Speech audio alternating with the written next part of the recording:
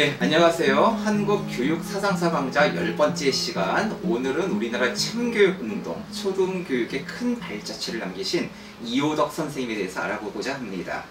네, 본격적인 강의에 앞서서 많은 분들께 이호덕 선생님을 소개하고자 사전 인터뷰를 진행하겠습니다. 오늘 이 자리에 이부영 선생님 모셨습니다. 안녕하세요. 네, 안녕하세요. 네, 먼저 오늘의 강사 이부영 선생님에 대해서 제가 간단히 소개해 드리도록 하겠습니다. 네, 초등학교 선생님이셨어요. 초등학교 현장에서 아이들을 만나셨고 특히 서울형 혁신학교의 열혈 활동가이시기도 했습니다. 지금은 퇴직하시고 일놀이 공부연구소 대표로 또 다른 활동을 이어가고 계시는데요. 일놀이 공부연구소라는 이름에서 벌써 이호덕 선생님의 영향이 느껴집니다. 네, 간단하게 소개를 부탁드릴게요. 네, 제가 초등교사를 했었다고 했는데 사실 지금도 초등교사입니다. 네. 비정규직 초등교사로 하고 네네. 있습니다. 예. 그래서 일놀이 공부연구소는 제가 학교를 그만두고 만든 건데요. 그동안에 제가 이호덕 선생님하고 공부를 많이 했고, 그래서 퇴직하고도 계속 이호덕 선생님의 그 철학을 실천하는 그런 일을 하고 싶기도 했고, 또 이호덕 선생님의 사상을 가지고 그 아이들을 위해서 계속 같은 교육을 하는 그런 장소로 만들고 싶어서 네네. 제가 만든 거고요. 일놀이 공부연구소에서 하는 일이 꽤 많습니다. 그래서 뭐 제가 외부 강의 가는 것도 있고, 그다음에 아이들이 그 일놀이 공부 학교에 와서 직접 와서 먹고 자고 놀기도 하고 일도 하고 있고, 또 선생님들도 오셔가지고 그래서 회의도 하시고 공부도 하시고 또 시기도 하시고 그런 장소로 만들고 있습니다. 네, 가장 중요한 것은 우리 이호덕 선생님을 계속 연구하는 것이겠죠. 네. 네. 우리 이부영 선생님이 처음 이호덕 선생님에 대해서 알게 되신 계기, 그리고 이후 만나신 인연이라든지 한국 이제 글쓰기 연구에 활동하시게 된 그 과정도 좀 말씀을 부탁드리겠습니다. 네, 제가 80학번입니다. 아주 전체적으로 혼란이고 거리에는 거의 체류가스가 항상 있었던 그런 80학번인데, 사실은 대학에 들어가자마자 꼴랑기에 저희 선배로부터 그때는 의식화 교육이라는 게 있었어요. 선배로부터 이제 여러 가지 책들을 읽게 하고, 그래서 저도 이제 그때 선배한테 책을 여러 권을 받아가지고 읽는데 그 안에 이제 그 이호덕 선생님 삶과 믿음의 교실 책이 있었던 거죠. 네. 그래서 그때 1학년 때죠. 교대에 들어가자마자 그 책도 있고 여러 가지 책을 읽고, 그때는 그 책이 좀, 저는 이제 선생님이 된다고 그래가지고 학교가 아주 아름답고 애들도 정말 맑고 깨끗하고 그런 걸 생각하고 있었는데, 이호덕 선생님 책을 읽고 굉장히 당황했었거든요. 근데 그러고서 이 선생님이 조금 그런 면도 있나 보다 하고 넘어갔어요. 근데 제가 82년도에 이제 조그만 학교에 6학급 때 조그만 학교에 발령을 나니까, 발령 나자마자 너무 학교가 이게 생각했던 학교가 아닌 거죠. 그래서 날마다 울고 막 그리고 또 우리 주변에 선생님들이 사표낸 친구들도 꽤 많았고 그랬어요. 그래서 저도 날마다 울고 다니고, 이게 학교가 애들을 공부 가르칠 수도 없고, 그래서 누구한테 의논도 안 되고, 그래서 갑자기 생각나는 사람이 그때 대학 때 읽었던 삶과 믿음을 교실에 쓴 이호덕 선생님이었어요. 그래서 뒤에 이제 이렇게 뒷표지에 그냥 주소가 있길래 뭐 이걸 저자가 뭐 편지를 받을까 싶은데, 그래도 이제 하소연이라도 하겠다 그래갖고 편지를 이렇게 보냈어요. 제가 이렇게 저렇게 힘듭니다. 그래서 학교를 그만두고 싶습니다. 막 이렇게 썼더니 바로 답장을 해주신 거예요. 답장을 직접 해주신 거. 네. 그리고 만년필 그걸로 깜짝 놀랐어요. 그래서 거기서 선생님 잘하고 계시다. 얼마나 힘드냐. 저 위로해 주시고 용기도 주시고, 그리고 제가 너무 놀라서 또 이제 힘들 때마다 편지를 하면 또 답장이 바로 오는 거예요. 사랑을 많이 받으셨네요. 네, 사랑이 아니고 그런데 그래서 저한테 올 줄 알았죠. 네. 그러더니 이제 이분이 여름에 그 경북 안동에서 모임이 있으니까, 그때 이제 권정 스님도 계셨고 뭐 이랬는데 모임이 있으니까 와라 그러시더라고요. 모임에 한번 와라 그래갖고 또 막 그 중앙선을 타고 쫄래쫄래 또 안동에 또 가서 선생님을 뵙기도 하고, 그래서 그 선생님들 선생님 그렇죠 힘드시죠 이러면서 위로받고 용기 얻고 그랬는데, 그게 저만 사랑받는 줄 알았어요. 그랬더니 보니까 전국의 많은 선생님들이 학교가 너무 힘드니까 이호덕 선생님한테 편지를 한 거죠. 근데 그거를 답장을 다 해주신 거예요. 대단하십니다. 놀랬거든요. 예. 네. 그래가지고 그거를 여러 사람한테 보낸 주소를 이주영 선생님이 모아가지고 그분들한테 다 연락을 해서 이제 모임을 만든 게 한국 글쓰기 교육 연구회. 글쓰기 교육 연구회가 그렇게 해서 만들어진 거군요. 1983년에 네. 그렇게 해가지고 만들어서 그분들이 와가지고 이제 만들게 된 계기 됐습니다. 그래서 그때 아마 이호덕 쌤을 안 만났으면 학교를 그만뒀었을 것 같아요. 그래서 저는 좀 달력 나던 해 이호덕 쌤을 만나서 아 이호덕 쌤을 만난 게 얼마나 행운인가 저한테는 그 생각이 들었습니다. 그야말로 많은 선생님들의 큰 위로가 됐던 힘이 됐던 선생님이셨네요. 용기도 주셨고 그리고 또 교사로서 이렇게 바르게 살아가는 것도 배우고요.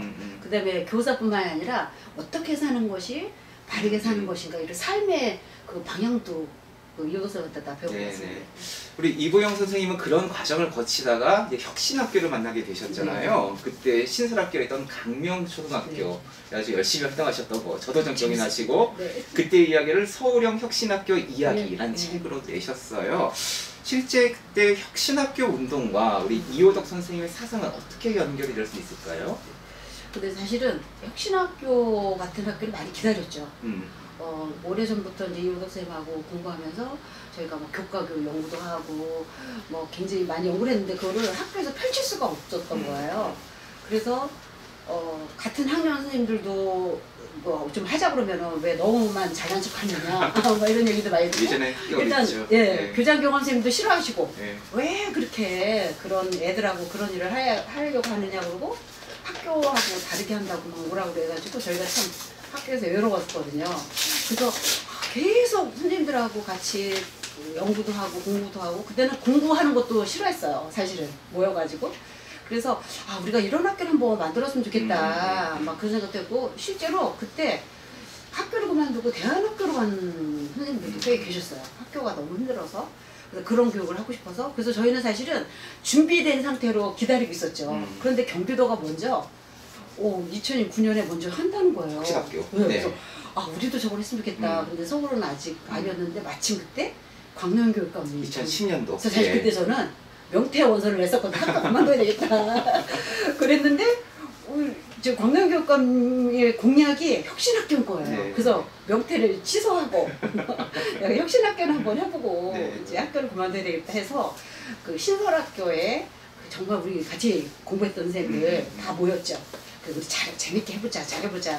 그래가지고 5년을 했는데 정말 그때 힘은 엄청 들었죠. 그런데 너무 재밌었고 제가 교직 경력 34년 중에 가장 행복하고 재밌었던 학교였었던 것 같습니다. 네, 맞습니다. 바로 이 혁신학교의 정신이 이호덕 선생님의 정신과도 맞닿아 있는데요. 이호덕 선생님의 사상을 그 참교육, 삶을 가꾸는 교육, 뭐 글쓰기 교육, 민주주의 교육 등으로 정리할 수 있겠는데 사실 이 개념들이 서로 어떻게 연결되는지는 명확하지 않은 것 같아요. 좀 정리를 해주시겠습니까? 사실은 이제 이호덕 선생님 하면 글쓰기 많이 생각하시고 그러는데 사실 이호덕 선생님이 글쓰기를 잘하게 하려고 글쓰기 교육을 하신 게 아니에요.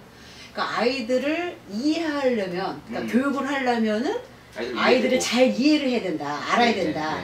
그래서 아이들을 이해를 하려면은 아이들이 표현하는 거를 잘 살펴봐야 된다. 그 표현이 뭐냐면 말도, 아이들의 말도 좀 잘 들어야 된다.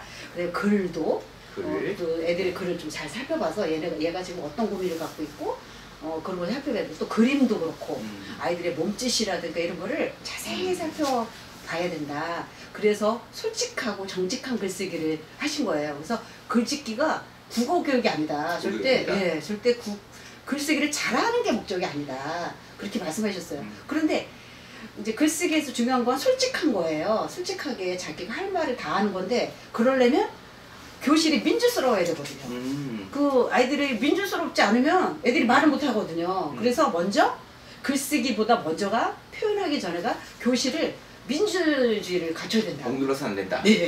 그거예요. 그래서 아이들이 어떤 말이든 어떤 표현이든 하게 해야 된다. 그래서 사실은 그 이호덕 선생님이 뭐 여러 가지 일을 했지만 가장 중요한 거는 민주주의예요.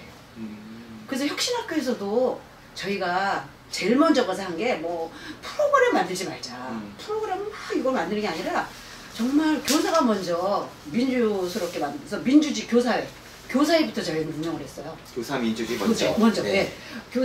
교사회에서 선생님들이 같이 서로 모든 걸 교사에서 정하지 않은 건 저희가 안 했거든요.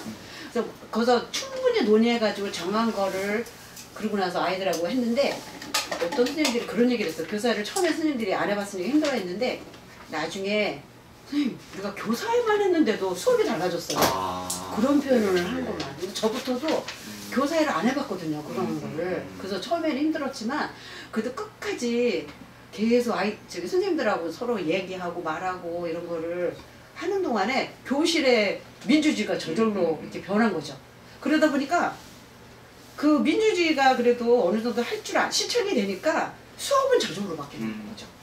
그래서 저는 혁신학교가 자꾸 뭐 예술활동을 하고 체험학습을 하고 뭐 무슨 프로그램을 만들고 이거를 먼저 하면 안 된다. 그 이호도 쌤도 그렇게 말씀하셨으니까. 네. 네. 아이들을 억누르는 것이 아니라 민주적인 분위기를 만들고 예. 그를 먼저 교사가 민주주의를 몸으로 해야지만 교실이 네, 민주주의가 되는 거예요. 그래야 아이들이 자기를 표현하게 그래서? 되고 네. 선생님들도 아이를 이해하게 되고 네. 거기서 삶을 가꾸는 교육, 참교육이 시작된다. 그렇죠. 이렇게 그러니까 정리할 수 얘가 있겠네요. 뭐가 필요한지를 네. 알아야. 근데 필요하지도 않은 거를 막 주입하면 안 된다는 거예요. 이호 쌤은 네. 그게 억압이 되는 거 학교에다 네. 이제 그렇게 말씀하신 거죠. 네, 바로 그것이 이제 초등교육 아주 정말이 주는 의미가 많을 것 같아요. 네.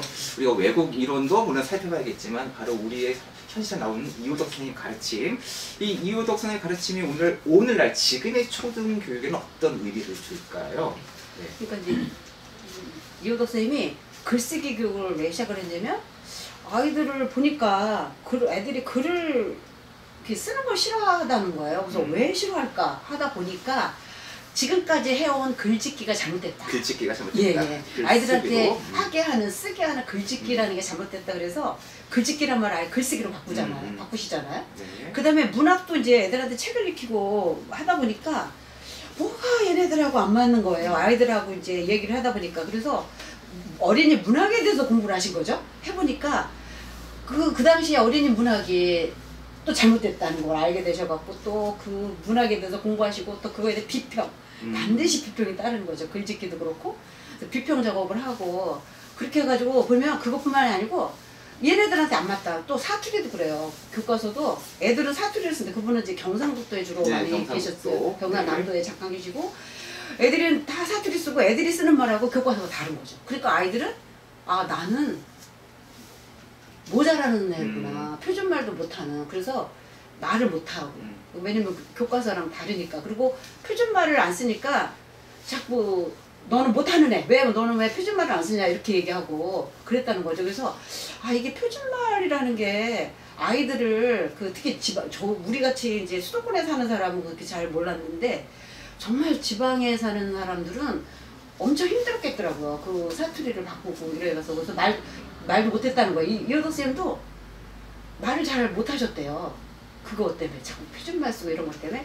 그래서 우리말이 도대체 뭐지? 그래가지고 아이들을 보니까 거기서부터 이제 아이들이 쓰는 말하고 그 다음에 지금 책에 있는 말이 이게 완전히 다르고 애들이 책에 있는 말이 어려운 말, 한자말 또 외국에서 들여온 말을 쓰기 때문에 이게 말을 제대로 자기 표현을 잘 못하는구나.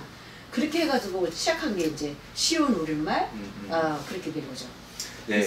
그래서 이제 지금도 마찬가지예요. 지금도. 그때 당시도 초등교육이 그렇게 문제가 많아서 이제 하나하나 이제 바꿔나가신 게 그분의 업적이 된 건데 지금도 가만히 보면요. 지금 아이들이 6학년 애들한테 가보면 거의 공부하기 다 영어 못한다, 수학 못한다, 미술 못한다, 음악 싫다 다 그러고 있어요. 근데 그 얘기는 뭐냐면 자기한테 맞는 거를 안 배웠기 때문에 그러니까 안 맞는 거예요. 지금도 초등교육이.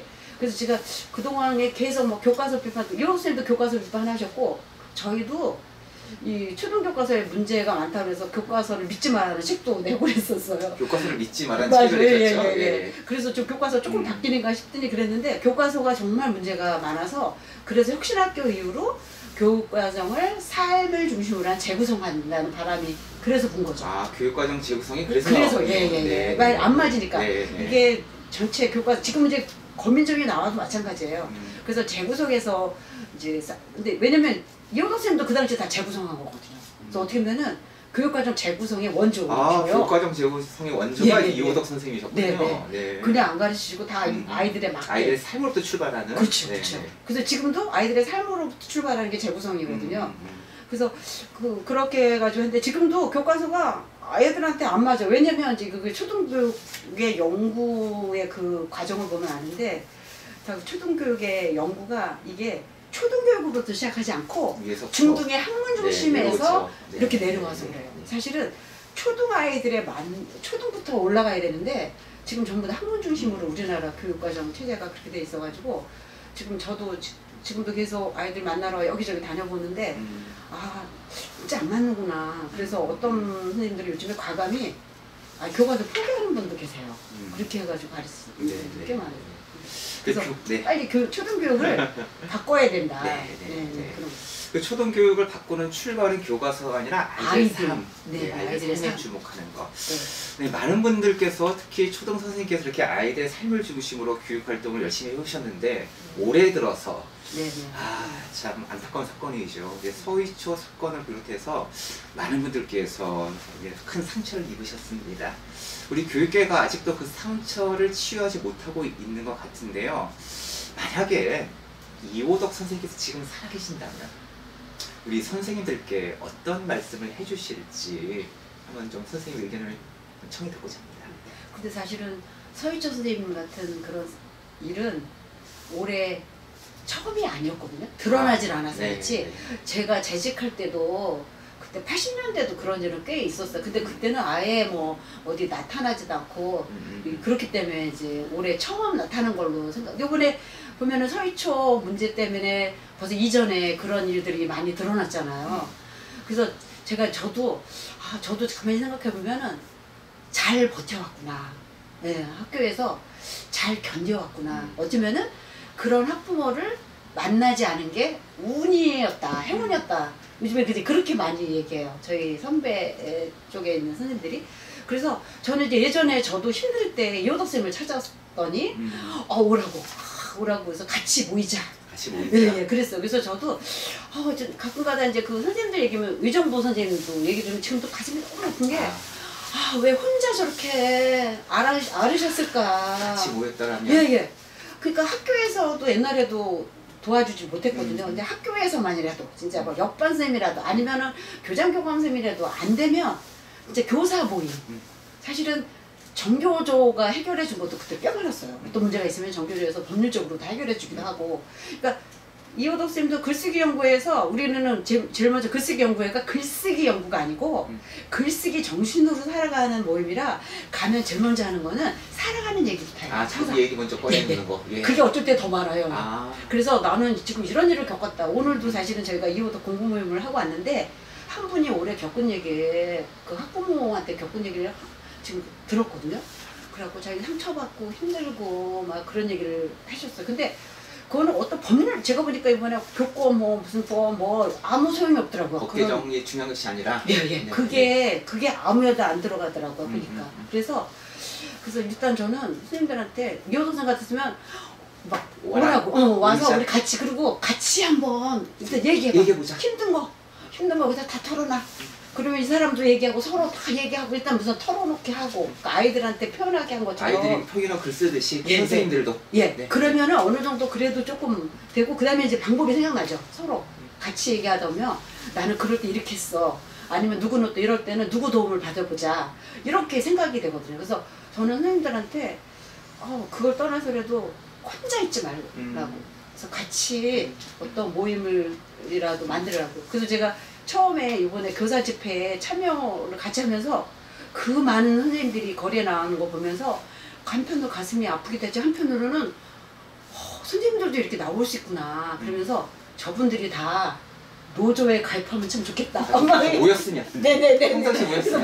노조가 아니더라도. 노조는 보훈단체나 뭐든. 저거 모이면 저거 되는데 좀 그래도. 나누고. 근데 자꾸 저는 한 점이 되어 모이라고 얘기를 해요. 그래서 점이 되면 안 된다.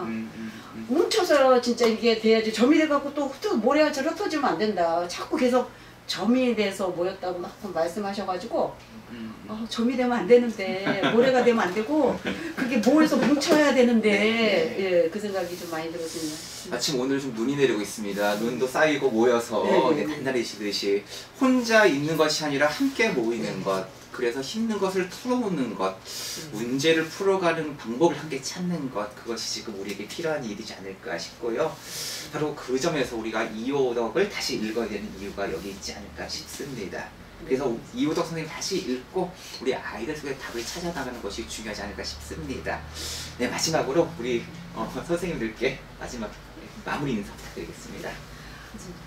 뭐 이제 저희가 이게 옛날에도 나도 힘들었다. 그럼 이제 아니 그때는. 예, 그때는 또 다른 종류로 힘들었고 사실은 네네. 이호덕 선생님도 말했지만 교직이라는 게 실현 아주 고달픈 직업은 맞는 것 같아요. 근데 고달플 종류가 수밖에 다르고 없죠. 예, 네. 고달플 수밖에. 그도 맨날 죄인이라고 말씀하셨거든요. 죄인. 예, 예, 나는 죄인이었다 이렇게 말씀하셨는데 다른 직업보다 물론 다른 직업도 마찬가지겠지만 특히 교육자는 늘 형벌을 받는 거고 힘든 직업이긴 한데 그래도 우리가 여기서 이제 그렇다고 말 수는 없죠. 그래서 그 아이들이 정말 바르게 자라고 바르게 크는 모습을 보는 게 이제 교사들의 그런 바람이니까 그래서 같이 이호덕 선생님 속에 좀 답이 있을 것 같아요. 예, 옛날 사람이 아니고 제가 보니까 이호덕 선생님이 이번에 또 다시 이거 발표 때문에 꼼꼼하게 읽어봤더니 아 이분이 진짜 옛날 사람이 아니구나. 지금 현재도 가능하고 또 미래도 그래서 이호덕은 오래된 미래다. 네. 예, 그런 생각이 들었습니다. 그래서 네. 같이 공부를 좀 했으면 좋겠습니다. 네, 요즘 미래교육 담론이 무성한데요. 미래교육은 AI 교육이 아니라 바로 우리 오래된 미래를 바로 세우는 교육이지 않을까 싶습니다. 네, 오늘 이호덕 선생님에 대해서 이부영 선생님께 말씀을 들었습니다. 네, 오늘 말씀 감사합니다. 감사합니다.